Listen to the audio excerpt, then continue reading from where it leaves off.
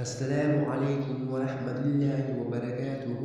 بسم الله الرحمن الرحیم. رحمتوں کا خزانہ.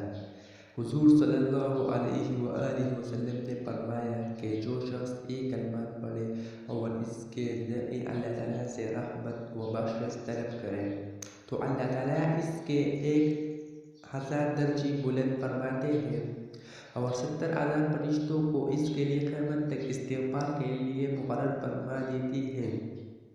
یہ اتنا خوبصورت عمل ہے کہ حضور صلی اللہ علیہ وسلم خود فرماتے ہیں کہ اللہ تعالیٰ اس کے لیے 1000 درجے بلند فرماتے ہیں اور 70,000 فرشتے اس کے لیے قیامت تک مغفرت کے لیے مقرر کی گئی ہے. استغفار اس کے لیے پڑے گئے، اس کے لیے مغفرت کی دعائیں کرتی ہیں.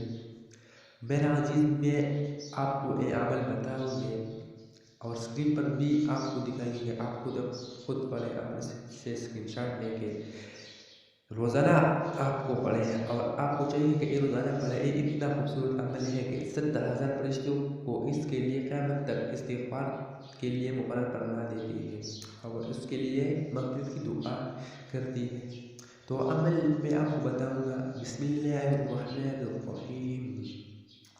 الحمدللہ الذی تواضع کل شیء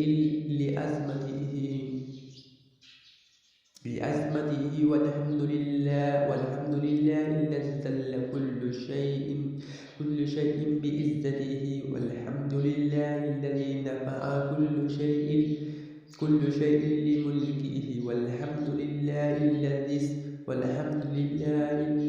استسلم كل شيء بقدرته. یہ عمل ہے اور یہ روزانہ کم از کم 50 پیرے ضرور پڑھیں. ایک بار بالکل ضرور پڑھیں اور انشاءاللہ اللہ تعالیٰ آپ کی ہر دعا قبول بھی فرمائے. اس کے ساتھ انشاءاللہ آپ کو یہ عمل اچھی لگی.